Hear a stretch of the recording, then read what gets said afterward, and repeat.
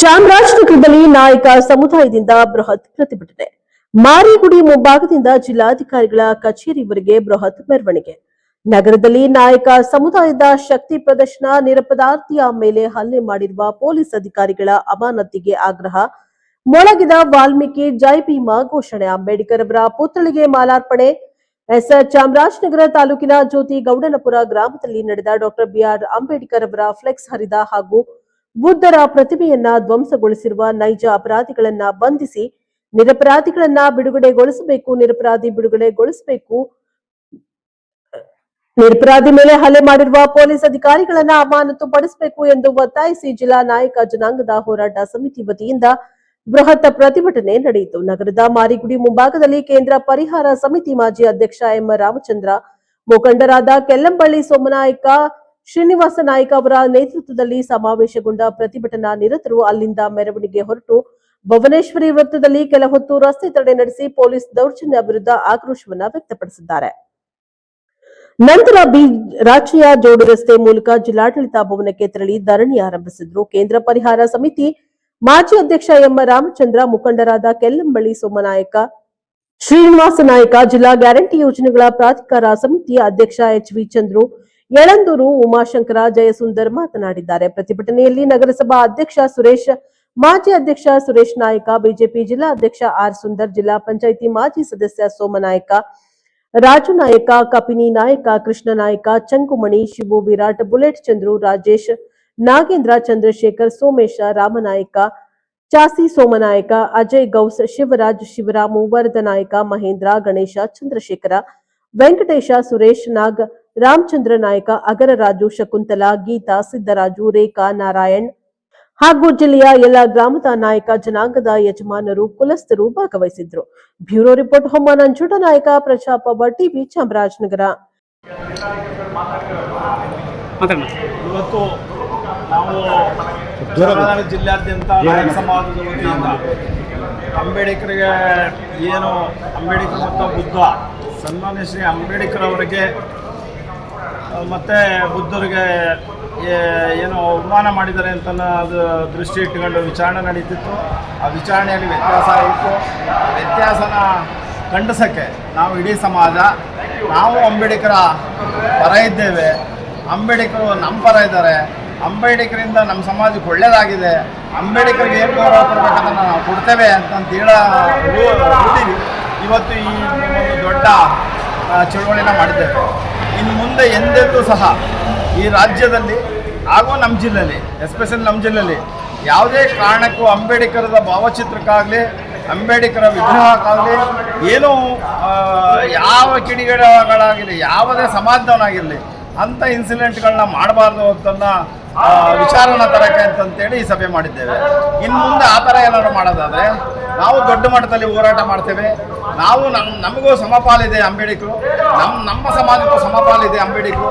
ನಾವು ಅಂಬೇಡ್ಕರ್ನ ಆತ್ಮೀಯವಾಗಿ ನಮ್ಮ ಹೃದಯಪೂರ್ವಕವಾಗಿ ಗೌರವಿಸ್ತೇವೆ. ನಮ್ಮ ಹೃದಯದಲ್ಲೇ ಅಂಬೇಡ್ಕರ್ನ ಇಟ್ಕೊಂಡು ಗೌರವಿಸ್ತೇವೆ ಅಂತ ಹೇಳಕ್ಕೆ ಇಚ್ಛಪಡ್ತಾ ಇದ್ದೀನಿ ನಾನು ನಾಯಕ ಜನಾಂಗದ ವತಿಯಿಂದ.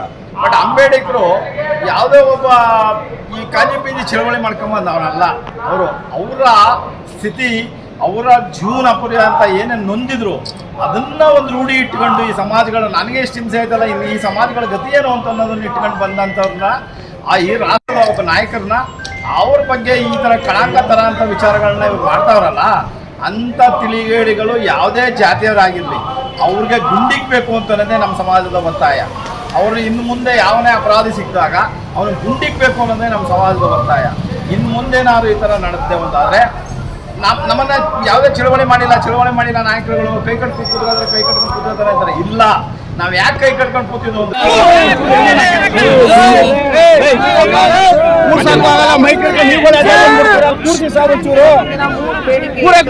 ಹೇಳಿ ಹೋಗ್ಲಿ ಎಲ್ಲ ಮೇಲೆ ಬಿಡ್ತಾವ್ರೆ.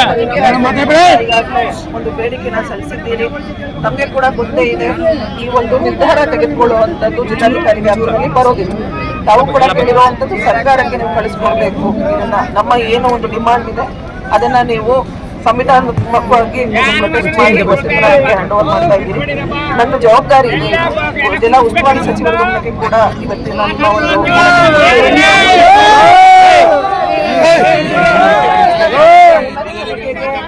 ನಾವು ಹೋಮ್ ಡಿಪಾರ್ಟ್ಮೆಂಟ್ಗೆ ಇವರಿಗೆ ಅಂತಿಲ್ಲ, ಸರ್ಕಾರಕ್ಕೆ ನಾವು ಫಾರ್ವರ್ಡ್ ಮಾಡುವಂತ ಇದೇ ಇದೆ. ನಿಮ್ಮೆಲ್ಲರ ಒತ್ತಾಯ ಮೇರೆಗೆ ಇಮಿಡಿಯೇಟ್ಲಿ ಇದನ್ನ ಸರ್ಕಾರಕ್ಕೆ ನಾನು ಫಾರ್ವರ್ಡ್ ಮಾಡ್ತೀನಿ. ತಾವು ಏನ್ ನಿರ್ಧಾರ ತಿಳಿಸ್ತೀರಿ? ಸರ್ಕಾರದಿಂದ ಅಧಿಕೃತ ಆದೇಶ ಅವರಿಗೆ ನಮ್ಮನ್ನು ತಾವು ಗೌರವಿಸಿ ನಾವು ಇಲ್ಲೇ ಕೂತ್ಕೊಳ್ತೀವಿ. ಎಷ್ಟು ವರ್ಷ ಆಗ್ಲಿ ನಾವು ಇಲ್ಲಿ ಕೂತ್ಕೊಳ್ಳಿಕ್ಕೆ ರೆಡಿ ಇದ್ದೇವೆ. ನಮ್ಮ ಕಾನೂನು ಕ್ರಮ ಏನಿದೆ ಅದನ್ನು ಮಾಡ್ತಾರೆ. ಪೊಲೀಸ್ನವರು ಒಬ್ಬನ್ನ ಹೊಡೆದ್ಬಿಟ್ಟು ಇನ್ನೊಬ್ಬ ಅಂತೇಳಿ ನಮ್ಮ ಯಾರು ಇಬ್ರು ಜಾಮೀನು ಕೊಟ್ಟು ಬಿಡಿಸ್ಕೊಂಡ್ ಬಂದ್ರು.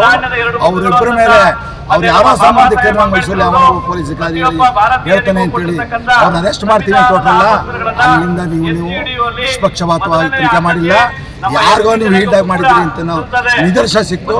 ಆ ಕಾರಣಕ್ಕೋಸ್ಕರ ನಾವು ಇದೆಲ್ಲವೂ ನಿರ್ಧಾರ ಆಗೋ ತನಕ ಯಾರ್ಯಾರ ಈ ಜನ ಅಧಿಕಾರಿಗಳ ಅವ್ರನ್ನ ಸಸ್ಪೆಂಡ್ ಮಾಡೋ ತನಕ SIT ಹಾಲಿ ನ್ಯಾಯಾಧೀಶ ತನಿಖೆಗೆ ಆದೇಶ ಮಾಡೋ ತನಕ ನಾವು ಇಲ್ಲಿ ಕೂತ್ಕೊತೀವಿ. ಹೇಳೋ ಪ್ರಶ್ನೆ ಉದ್ಭವ ಆಗುತ್ತೆ. ರಾಜ್ಯ ಸರ್ಕಾರ ಮುಂದಿನ ದಿನಗಳಲ್ಲಿ ಬಾಬಾ ಸಾಹೇಬ್ ಅಂಬೇಡ್ಕರ್ ಅವರ ಪ್ರತಿಮೆಗಳು ಎಲ್ಲೆಲ್ಲಿದೆ ಅಲ್ಲಿಗೆ ಸೂಕ್ತವಾದಂತ ಒಂದು ಬಂದೋಬಸ್ತ್ ವ್ಯವಸ್ಥೆಯನ್ನ ಮಾಡ್ಕೊಡ್ಬೇಕು. ಯಾಕಂದ್ರೆ ಎಲ್ಲಾರು ತಗೊಂಡ್ಬಂದು ನಾಯಕ ಸಮುದಾಯದ ಮೇಲೆ ಹಾಕಕ್ಕೆ ಶುರು ಮಾಡ್ಬಿಟ್ಟಿದ್ದಾರೆ. ಅವನು ತಪ್ಪು ಮಾಡಿದ್ರೆ ಅವನನ್ನ ಮರಣದಂಡನೆಗೆ ಒಳಪಡಿಸಿ ನಾವು ಕೊನೆಗೆ ನಾವೇನ್ ಮಾಡಿದ್ವಿ ಗೊತ್ತಾ? ಕರ್ಕೊಂಡು ಹೋಗವ್ರೆ ಏನೋ ಮಾಹಿತಿ ಇರ್ಬೋದೇನೋ, ನಾವು ಆ ತನಿಖೆಗೆ ತುಂಬಾ ನೋವಿದೆ. ಇದೇನಪ್ಪ ಎಲ್ಲಿಗೆ ಹೋಗ್ತಾ ಇದೆ ಈ ಸಮಾಜ ಅಂತ ಮಹನೀಯನ ಶಾಂತಿ ದೂತ ಬುದ್ಧ ಅವರು, ಸಂವಿಧಾನ ಕೊಟ್ಟಂತ ಅಂಬೇಡ್ಕರ್ ಅವರು ಇಂಥವರ ವಿಗ್ರಹಗಳನ್ನ ಈ ರೀತಿ ಮಾಡ್ತಾರಲ್ಲ ಅಂತ ಹೇಳಿ ನಮ್ಗೆ ತುಂಬಾ ನೋವಿದೆ. ಆ ನೋವಲ್ಲಿ ನಮ್ಮ ಸಮುದಾಯ ಕೂಡ ಪಾಲ್ಗೊಳ್ತು, ಸಭೆಗಳಲ್ಲಿ ಪಾಲ್ಗೊಳ್ತು, ಇಲಾಖೆಗಳು ಕರೆದಿರ್ತಕ್ಕಂಥ ಸಭೆಗಳು ಪಾಲ್ಗೊಳ್ತು. ನಿಜವಾದ ಅಪರಾಧಿಯನ್ನ ನೀವು ಬಂಧಿಸಲೇಬೇಕು ಅಂತ ಹೇಳಿ ನಾವೆಲ್ಲ ಹೋಗಿ ಸಂಬಂಧಪಟ್ಟ ಪೊಲೀಸ್ ಇಲಾಖೆಯಲ್ಲಿ ಮನವಿ ಮಾಡಿದ್ವಿ. ಮನವಿ ಮಾಡಿದಾಗ ಪೊಲೀಸ್ ಇಲಾಖೆಯಿಂದ ಕೆಲವು ತನಿಖೆಗಳಾಯ್ತು. ಏನ್ ತನಿಖೆಗಳಾಯ್ತಪ್ಪ?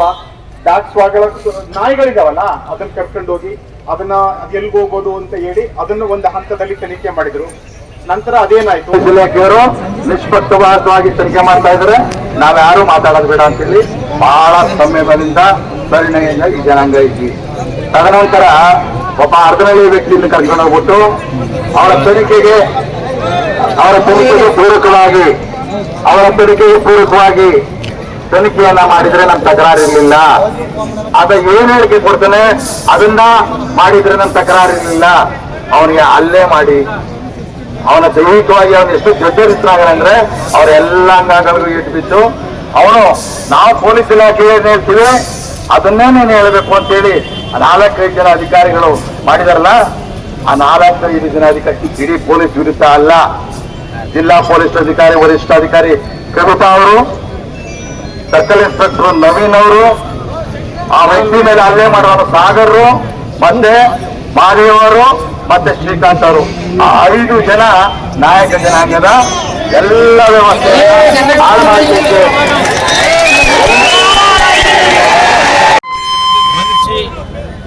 ಅವ್ರಿಗೆ ಏನು ಡಾಕ್ಟರ್ ಬಾಬಾ ಸಾಹೇಬ್ ಅಂಬೇಡ್ಕರ್ ಅವರು ಮತ್ತು ಬುದ್ಧನ ವಿಗ್ರಹವನ್ನು ಧ್ವಂಸಗೊಳಿಸೋದಕ್ಕೆ ಮನಸಿದ್ದಾರೆ.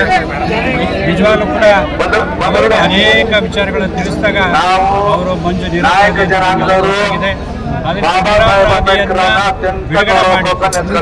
ಅಪರಾಧಿಯನ್ನ ಬಂಧಿಸಬೇಕು ಅಂತ ಈ ಮೂಲಕ ನಾವು ಒತ್ತಾಯವನ್ನ ಮಾಡ್ತಾ ಇದ್ದೀವಿ.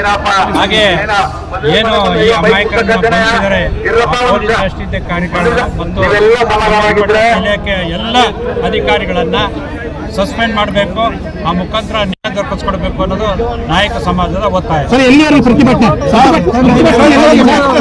ಪ್ರತಿಭಟನೆ ಎಲ್ಲರೂ ಮಾಡ್ತೀವಿ. ಅವ್ರ 4-5 ಜನ ಇಲಾಖೆಯವರು ಅವ್ರ 5 ಜನ ಅಮಾನತ್ ಮಾಡೋರ್ಗೂ ಪ್ರತಿಭಟನೆ ಒಬ್ಬೊಬ್ರು ಮಾತಾಡಿ ಸರ್ ಎಲ್ಲರೂ ಮಾತಾಡಬೇಡಿ, ಒಬ್ಬೊಬ್ರು ಮಾತಾಡಿ. ಪ್ರತಿಭಟನೆ ಅವರನ್ನ ಸರ್ಕಾರ ಇದರಿಂದ ಅಮಾನತು ಮಾಡೋವರೆಗೂ ಕೂಡ ಹೋರಾಟ ಮುಂದುವರಿತದೆ. ಇದರಲ್ಲಿ ಯಾವುದೇ ಆದಂತ ರಾಜಿ ಇಲ್ಲ. ಈ ಹೋರಾಟ ಕೊನೆವರೆಗೂ ನಡೀತದೆ ಅಂತ ಜಿಲ್ಲಾ ಎಸ್ಪಿ ಒಬ್ರು ಮುಗಿಲಿ ಸರ್, ಮತ್ತೆ ಮಾದೇವ್ ಮತ್ತೆ ಇನ್ನು 4-5 ಜನ ಬಂಧಿಸಬೇಕು, ಅವರು ಅಮಾನತ್ ಮಾಡ್ಬೇಕಂತ. ನಮ್ಮೆಲ್ಲ ಸಂಕ್ಷಿಪ್ತವಾಗಿ ನಾನು ಯಾಕೆ ಹೇಳ್ತಿದ್ದೀವಿ, ನಮ್ಮೆಲ್ಲ ಮುಖಂಡರು ಅವರ ಅಭಿಪ್ರಾಯಗಳನ್ನ ಹೇಳ್ತಾರೆ. ತದನಂತರ ಅಧಿಕಾರಿಗಳು ಬರ್ತಾರೆ, ಅವ್ರ ಮನೆಗೆ ಕೊಡ್ತೀವಿ. ಅವ್ರ ಮನೆಗೆ ನಾವೇನು ಬೇಡಿಕೆ ಇಟ್ಕೊಳ್ತೀವಿ ಆ ಬೇಡಿಕೆಗೆ ಅವರು ಸರಿಯಾಗಿ ನಮಗೆ